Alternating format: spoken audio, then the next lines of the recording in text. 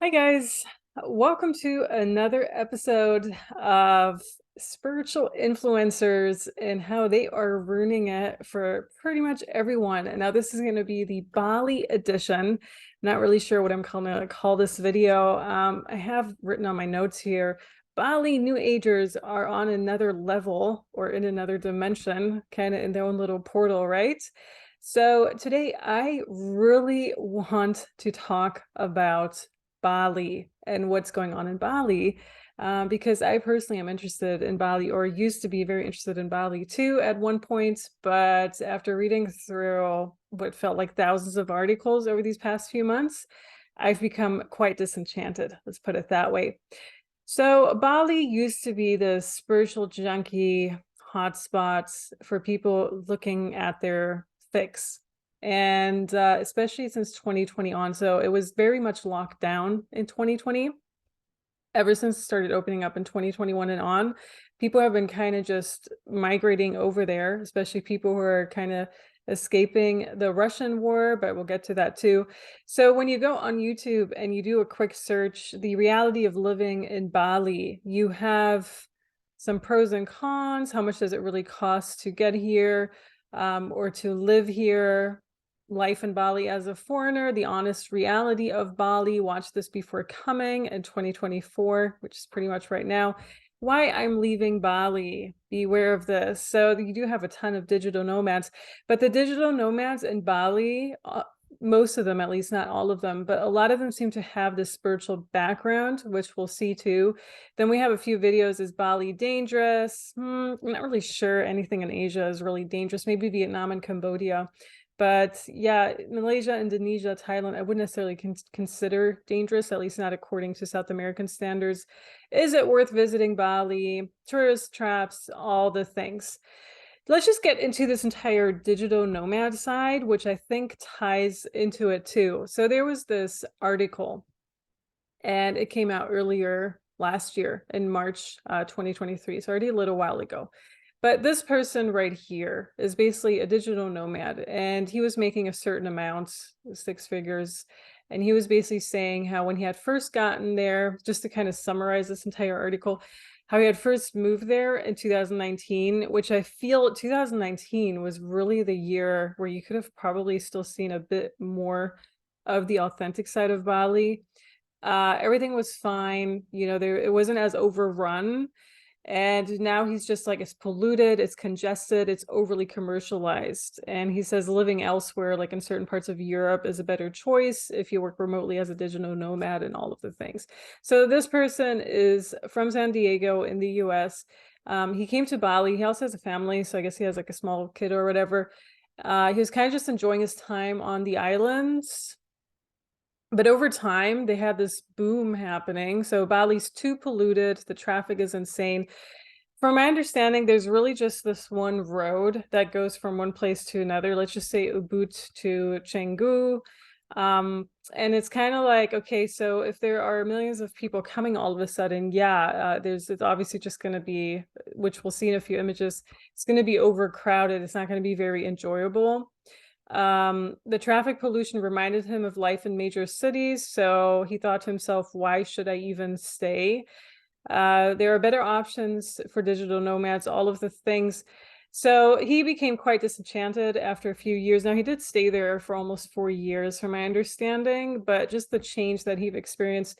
You see several articles, Bali is one of the world's most popular destinations for digital nomads and other foreign business owners, all the things. So all of this, people just recommending Bali. But then you also see this here: Bali lures digital nomads despite controversy. The overcrowding in Bali is insane. How is the life in Bali really? Why being a Bali nomad is still epic, according to some. But you do have quite a few articles of people saying they're happy they're left. It was just way too much on their nervous system. And this one person was even like, she wanted to stay for at least 1 or 2 years. And after 1.5 months, she had enough. So let's get to the entire spiritual influencer side. Here is a very hot story. This is already from 2019, though, where you basically have two spiritual influencers, splashing their behinds with holy water at a temple in Bali.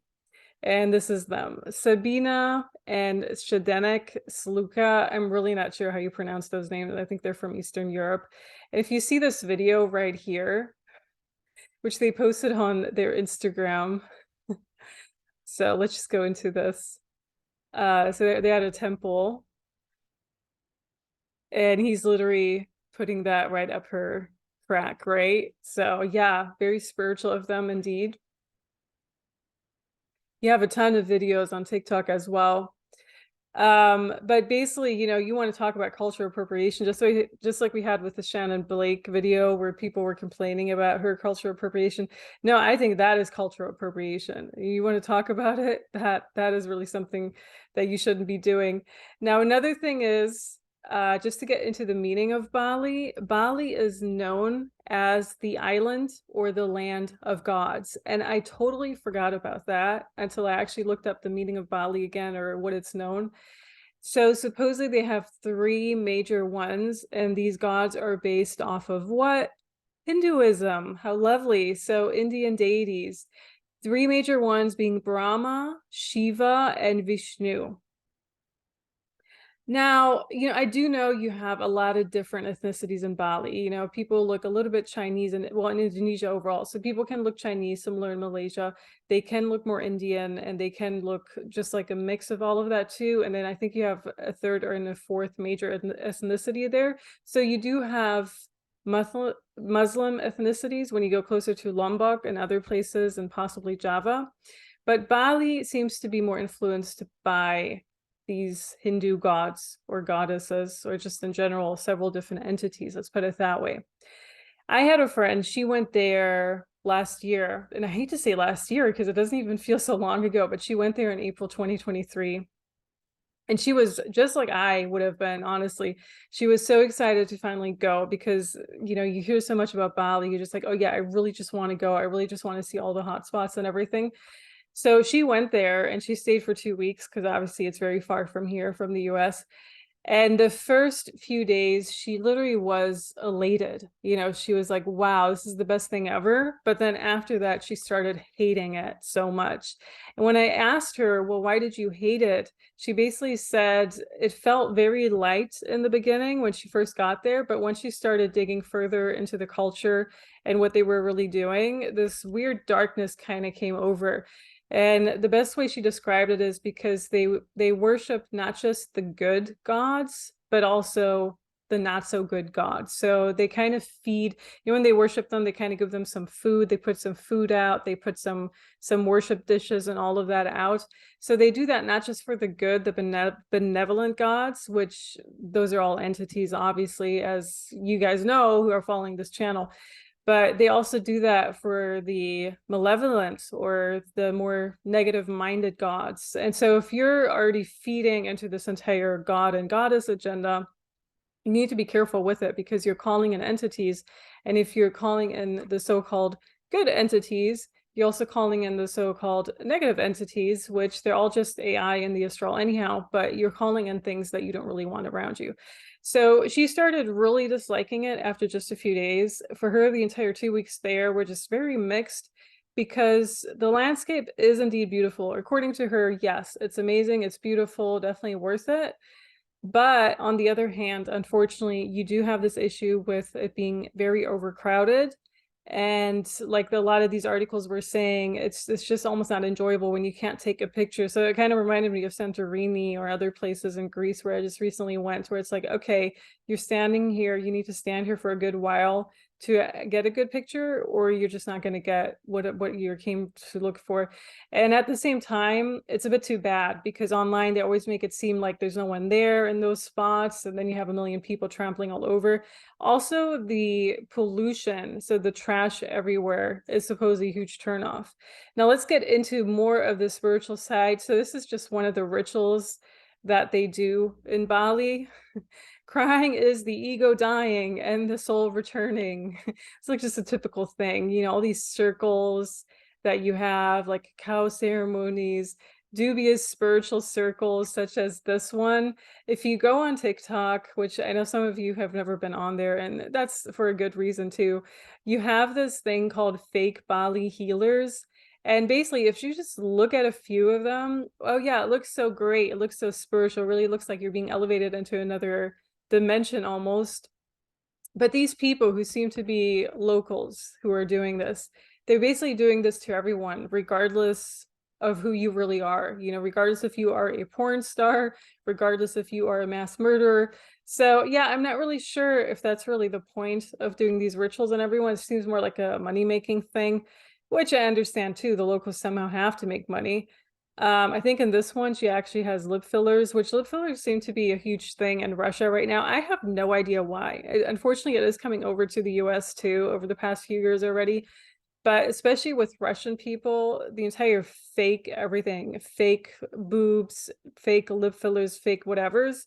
What is going on with that? Maybe we have some Russian people, because I know some Russian people are checking out my website. Maybe we have some Russian people who are actually watching. Maybe you can just let us know what's up with this entire fakeness. That why do you have to put some fake stuff like Botox, everything all over your face to be liked? I will never understand that ever. So yeah, as you can tell here, this kind of looks a bit like a massage technique that you would also find somewhere in Thailand. And you know, notice how she has her tongue sticking out. Whenever the tongue comes out like that, you have to be careful that nothing enters. I just want to point that out too. So you have that in Kundalini yoga. I have a video on Kundalini yoga. And so all these innocent seeming techniques that both the yoga community, the healing community, and the spiritual community promote, you have to be very careful with them. And I'm sure they can be effective, especially for potential trauma victims in the, well, not in the long run, but like for first something. But in the long run, you're ending up calling something in that you don't want necessarily. So people are booking trips for healing in Bali, which I'm really not sure at this point if there's still a whole bunch of healing still happening. Here's the lip filler face doing a healing. I don't know. If you already go down the route that you alter your appearance to such a degree, you're not going to recognize yourself in the mirror. I think you need more than a Bali healing. I think you need a proper personality healing somehow, or someone telling you, just don't do whatever. Oh, here's another good thing. So I think this is India, not Bali, but it kind of showcases the entire sentiment of the Bali pretentiousness going on. Let's put it that way. The way he's just laughing, it's just epic, isn't it? Okay, any more of these? I think these were just, so a very amazing account on Instagram is Ubud on Acid, by the way. If you have not yet checked them out, check them out. They are amazing. I also came across Shannon Blake through them because of them. And here, for example, you see a very skinny person plopping themselves in a rice field. Now, I do have to say he's probably vegan, which is another forced agenda, unfortunately. I know vegans always get mad when you point that out. Oprah Winfrey wants you to be vegan, by the way. And if you haven't yet figured out what Oprah Winfrey is, you need to figure that out real quick. So people are comparing Canggu to the Barbie and Ken movie. Lovely. But basically, you know, this is a good one. Life coaches in their youth before they choose Sanskrit spiritual names and move to Ubud in Bali. So basically, you just look like little nothing heads who don't have much to offer. And then they move to Bali and they open up their own company. They become digital nomads and they do all these like breathing exercises and techniques and groups and all the things. You know, I've seen all the videos. Like I went through so many videos over these past few weeks where literally you had this one person. No, you had two people. Oh, this is a good one. This is like the fake lip filler face. You basically have these two guys from Australia, because obviously Australia is really close to Bali, but you basically have these two guys in their early 20s from Australia coming to Bali. And they were trying to do life coaching. Of course, that's always a good one. People who are in their early 20s who have no life experience want to do life coaching. Amazing, always good. And they wanted to do life coaching, and they wanted to also do like this healing group for men, you know, heal your own inner warrior or something like that. I'm like, wow. you've seen it all at this point. You know, you've been in that pseudo spiritual community for the past, what, I've been dealing with this since 2014, for sure 2017 and on, though. You've really seen it all at this point. So there's another aspect to Bali, which is basically all these Russians kind of taking over. And these are the people who do not want to be drafted against Ukraine. So the Russians are taking over the real estate prices in Bali, unfortunately, as well. Sure, they're doing that in other places too, other spots in Europe and others, possibly Dubai as well. But in Bali, it's an issue because you were able to get a really good place for maybe $300, $400, $500. This is US dollars a month. And nowadays, those same spots, those same villas are basically 2,000 and up, which compared to New York City prices, compared to maybe other westernized places like Norway or London or whatever, it doesn't seem like a whole lot. But it is a lot. I mean, that's like a very steep incline for a nation that still has do they even have minimum wage over there? You know, like the locals aren't earning nearly as much as these digital nomads and spiritual influencers are. So in her case, she's getting breast implants in Bali because even all this fake plastic surgery is much, much cheaper in Bali than in other places, where I think she's from Russia, at least she's supposed to portray that. And then once again, you know, everything's like kind of fake, like the entire cheekbones even. It's yeah, it's beyond me at this point. Okay, right. Before moving to Bali, after moving to Bali, that really summarizes that up too. All the tourists in Bali after 2020. So this guy here is like this influencer from Russia. I don't even know what these people do, but quite entertaining to watch. Talking and posting about spirituality, actually doing the work. So very, very entertaining account. And I definitely recommend you go check it out. It's Ubud on Acids on Instagram. And so this is a very good one too. It's almost like a psychic attack. But basically she's just saying, oh, you need to heal yourself, or, you know, don't, yeah. So it's just giving this pep talk, like in pseudo spirituality. I feel you're still in a very bad mood, so I'm going to take those bad vibes away. And she just does that. It's kind of funny. I can't play the sounds, unfortunately, due to this entire copyright stuff. You know, I just had my short from Santorini taken down just because of like a video music or whatever. I'm like, what? I had no idea. Okay, what else is going on in Bali? So fake Bali healers, travel influencer. Oh, this is another really good story. So in addition to pseudo spirituality, which is basically has been taking Bali over for the past 10 plus years, since 2010, if not even the 90s, you have these travel influencers, and she's saying, my Bali vacation was ruined by my worst nightmare. This is a person from Australia who did not have a ball in Bali. The Australian influencer basically, her Bali villa was next to a construction site, is what it appears to be. And she was basically observed all the time by these construction workers when she just wanted to record her TikToks or whatever. And also she didn't have the view that she was supposedly paying for or whatever. Now, keep in mind, this is Bali. This is not like somewhere in the Maldives or, you know, where you would pay a whole bunch of more money. So in that sense, Bali is still more affordable. And plus she's in Australia, which is literally what, 1 or 2 hours by plane. Of course, like the 10 yoga Instagram influencers in Bali. So you have quite a few that still go there. There were a few more things. I think she's based in Bali somehow, and she's basically saying, if you haven't succeeded yet, it's your fault. That's basically the gist of her entire message here. So another person we definitely do not have to follow for life advice.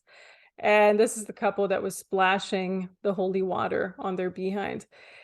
So yeah, pretty pretentious, as you can tell. And, you know, I personally always kind of wanted to go to Bali. Like I had 2 chances. I had one chance in 2017. That's when I was in other Asian countries, when I kind of ended in Singapore, which is right next to Bali. And then I had another chance in 2019 because I was actually in Australia, which is very close to Bali. And my time in Australia back then wasn't going so well, as some of my long-term followers know at this point. And so halfway through, I was kind of debating, wow, there's this $200 ticket to Bali. Should I literally just say bye-bye Australia and go to Bali? And to this date, I actually regret it to a certain degree. I mean, don't get me wrong, I really enjoyed my time in Australia because it taught me so much and it really showed me where I did not want to be in my life. But at the same time, that was the last time Bali was probably still okay, because now obviously it's blown up and it hadn't even really opened up to people without the you know what properly until June 2023. So literally the moment it opened up to people who weren't falling for this agenda, it was already spoiled by all these other things. But I didn't get to see it yet. I'm not sure I will. At this point, I'm debating maybe just going there for a few days and then heading up to Lombok or some other places in Indonesia because those seem less spoiled. On the other hand, there is supposed to be this magic in Bali, you know, like the energy of the place, which, you know, all of that aside, like the traffic, the influences, all of that aside, you might still be able to tap into to a certain degree. Just like you're always going to feel that in Sedona, Arizona, although Sedona, Arizona is completely overrun at this point too. You're always going to feel that in Joshua Tree. You're always going to feel that in all these other hotspots due to the vortexes that it has. But I don't know. We'll see. That's something for the future. If you've been to Bali, especially recently, let us know. Comment below. Thank you so much for being here, for being present. Subscribe to this channel if you're new, and I will see you in the next video. Have a good one.